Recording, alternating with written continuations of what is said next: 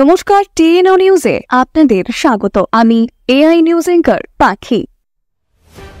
আমরা সবাই জানি যে গণতন্ত্রের চতুর্থ স্তম্ভ হিসেবে সংবাদ মাধ্যম সবার ঊর্ধ্বে থাকে, তবে সেখানে কিন্তু সাংবাদিকরা কোনোভাবেই সুরক্ষিত নয়, সেটা কিন্তু বারবার প্রমাণিত হয়েছে।